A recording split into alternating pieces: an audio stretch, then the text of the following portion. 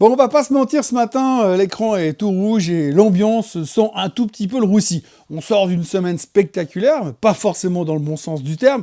Vous vous souvenez, on a commencé avec une Fed qui joue les statuts de sel, on a enchaîné avec des chiffres trimestriels qui prouvent que l'IA c'est génial, mais ça remplit pas encore les caisses, et on finit avec un lundi matin où tout le monde cherche la sortie.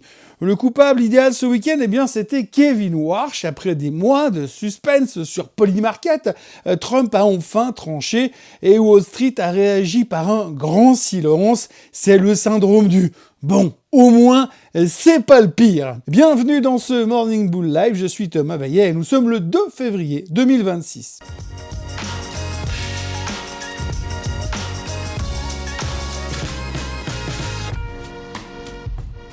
Cette émission vous est présentée par Swissquote. Alors avant toute chose, ce que vous allez entendre et voir dans cette vidéo n'est pas un conseil financier, c'est mon avis, mon analyse et parfois mon humeur du jour. Par contre, si vous voulez comprendre la bourse, là, vous êtes au bon endroit. On respire donc un peu parce que Warsh est sérieux, orthodoxe, formé à l'ancienne, il ne tremble pas quand il parle d'inflation et ne va pas promettre des baisses de taux massives juste pour faire plaisir au tweet de son patron. C'est juste un gars normal dans un monde de tarés. Mais attention, ce sérieux a un prix. Warsh, c'est pas un fanatique de la baisse des taux. Résultat, le dollar a bombé le torse et l'or et l'argent se sont pris une claque monumentale.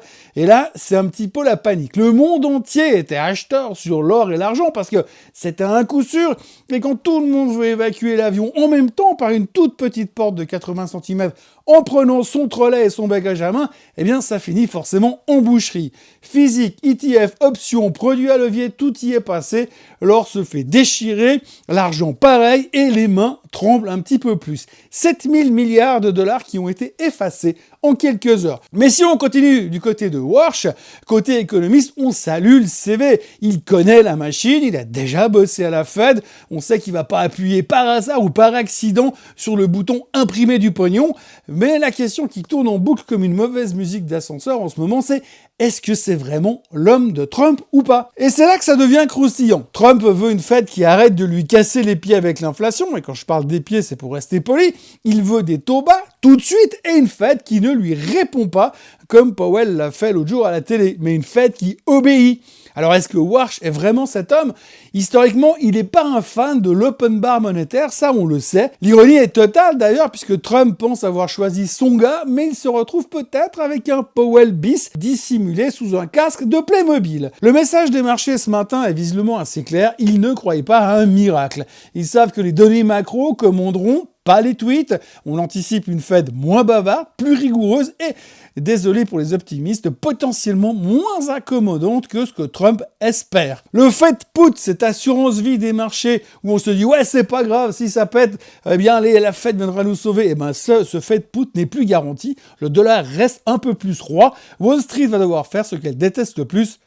Réfléchir. Kevin Warsh, c'est pas une révolution, c'est un choix de stabilité et un choix politique. On ne va pas tout casser, mais on va pas vous sauver à chaque éternuement non plus. Dans un marché drogué à la liquidité depuis 15 ans, c'est presque subversif. La vraie question aujourd'hui, c'est pas de savoir si Warsh est pro-Trump ou anti-Trump, mais s'il tiendra quand Trump commencera à lui taper dessus. Si l'inflation remonte et que les marchés baissent, on saura très vite qui commande vraiment à la Fed. Et si vous pensiez que le carnage s'arrêtait aux métaux précieux, détrompez-vous, ce matin ça sent pas seulement le roussi, ça sent un petit peu le brûlé un peu partout. On a eu tout le week-end pour digérer l'histoire de Warsh, on en a même parlé dans le Swiss Bliss et on s'est dit qu'une petite vente massive sur le Bitcoin, ça serait sympa pour accompagner le café du lundi matin. Résultat, la crypto-vedette se prenait une baffe, elle a tapé les 74 500 $ et le monde merveilleux de la finance est officiellement en plein doute. Vous ajoutez à ça un pétrole qui se fait exploser parce que Trump discute avec l'Iran et du coup la prime de risque guerre s'évapore et le WTI s'est repris une claque et traitait en dessous des 62 $ aujourd'hui. Et pour couronner le tout, Direction l'Asie, le Kospi coréen se prend 5% dans les dents. Alors la grande question, c'est pourquoi ça tôle comme ça en Asie? Eh ben parce que certains commencent à se dire que peut-être on a été un petit peu trop vite et un petit peu trop fort sur l'intelligence artificielle et que les valorisations ne sont que des extrapolations théoriques et que la réalité n'est pas tout à fait la porte à côté. Peut-être, hein, c'est le mot poli pour dire que quand on voit des ascensions verticales à la Micron ou à la SanDisk, on sait que la gravité finit toujours par gagner. Le graphique de Micron et de SanDisk d'ailleurs n'ont rien à envier à celui de l'argent il y a encore 3 jours. Et c'est pas forcément un compliment. Et puis alors, il y a eu quand même un petit coup de pouce, là, un coup de grâce, on pourrait appeler ça comme ça. C'est Jensen Huang, le grand prêtre de Nvidia, qui vient de jeter un espèce de froid polaire sur le secteur de l'intelligence artificielle. Ça, on adore, bien sûr. Je sais pas si vous vous souvenez du deal historique de 100 milliards avec OpenAI annoncé en septembre, ce qui avait fait tout péter le secteur de l'intelligence artificielle. D'abord, en privé, Wang, il commence à rétro-pédaler. C'était pas un engagement ferme, nous dit-on. Traduction, on adore faire des communiqués de presse qui brillent et qui font vibrer tout le monde, mais quand il faut sortir le chéquier, Nvidia devient soudainement très très prudente. Entre la valorisation délirante d'OpenAI, estimée à 830 milliards de dollars, selon les derniers chiffres, et le fait que Gemini commence à poser problème en tant que concurrent, Nvidia doute sur le nombre de zéros qu'elle va mettre sur le chèque. Et quand Nvidia doute, eh ben c'est tout le château de cartes qui tremble. Le Kospi s'est donc fait défoncer de 5%. Après la hausse de ces dernières semaines, c'est pas si grave que ça, mais tout ça fout un peu la trouille. Le Hang Seng suit avec 2,5% de baisse et la Chine s'enfonce avec 1,5%, plombé par un secteur manufacturier qui replonge en contraction puisque le PMI local est passé sous les 50. Même au Japon, l'ambiance doute un peu, on perd que 0,9%, mais à l'approche des élections du 8 février, la première ministre Sanae Takaichi marche sur des œufs. Elle a mis son poste en jeu pour des élections anticipées et pour une majorité qui semble de plus en plus incertaine. Bref, entre l'instabilité politique à Tokyo et le doute existentiel sur la tech, la solution de ce matin semble être de prendre la tangente sur tout et un peu partout. Alors, pour l'instant, Dieu merci, si on peut dire ça comme ça, l'Europe tient le coup, mais on attend de voir la tech à New York tout à l'heure. Ce matin, l'ambiance est officiellement quand même toute pourrie. Et alors, le pire, c'est que Trump n'a même pas eu besoin de poster une seule connerie sur les réseaux sociaux. Le doute est partout, on ne fait pas de prisonniers, tech, IA, pétrole, crypto, métaux, tout le monde se fait tirer dessus, à balles réelles, à tel point qu'on a juste envie de se coucher par terre en position fétale, la tête entre les mains en attendant que ça passe. Bienvenue en mode survie du mois de février. Et il va falloir être solide parce que la semaine promet d'être spectaculaire. On commence d'ailleurs cet après-midi avec Disney qui publiera ses chiffres trimestriels et surtout Palantir ce soir après la clôture. Alors Palantir c'est fascinant, hein. La boîte se paye tellement cher que la bulle internet de l'an 2000 a l'air d'un marché de bons pères de famille hyper défensif à côté. Le CEO peut bien nous faire des pirouettes, des colonnes droites, des saltos arrière sur scène. Il va falloir délivrer. Et pas juste des figures acrobatiques, du cash, des chiffres, et pas seulement des promesses déclamées en jetant des fleurs au public. Et plus tard dans la semaine, on aura aussi du beau monde d'ailleurs au balcon, Amazon, Google, et puis chez nous en Suisse, on aura Novartis et UBS. Et puis alors, côté nouvelle fraîche, eh bien, c'est pas forcément la joie non plus, désolé. On a Oracle qui veut encore emprunter 50 milliards.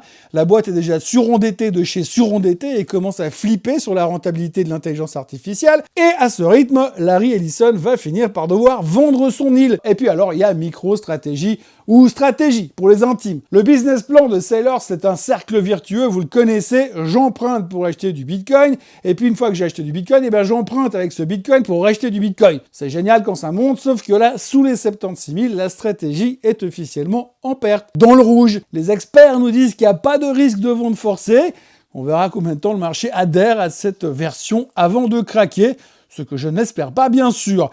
Pour couronner le tout, c'est la semaine de l'emploi. Jolts, ADP et le bouquet final vendredi avec le non-farm payrolls. Mais avant de penser à vendredi, il va falloir traverser ce lundi. Et quand même l'or et l'argent deviennent has-been et que les cryptos s'effondrent, il n'y a plus grand chose comme endroit pour aller se planquer si en plus on peut plus compter sur l'intelligence artificielle. En résumé, on a le doute dans toutes les classes d'actifs et il y a des snipers qui tirent dans tous les coins. Alors pour traverser la rue, ça devient quand même vachement compliqué. Je vous souhaite quand même un excellent début de semaine, mais un conseil, échauffez-vous un peu, stretchez-vous avant de mettre les mains dans le cambouis des marchés. Les marchés ne sont jamais aussi dangereux que quand ils baissent pour 1000 raisons différentes et qu'on n'arrive pas à pointer un seul coupable, mis à part la trouille. Et la trouille, vous le savez, ça se commande pas. N'oubliez pas de vous abonner à la chaîne Swissquote en français, de liker, de partager et de commenter cette vidéo. Et nous, on se retrouve demain pour de nouvelles aventures.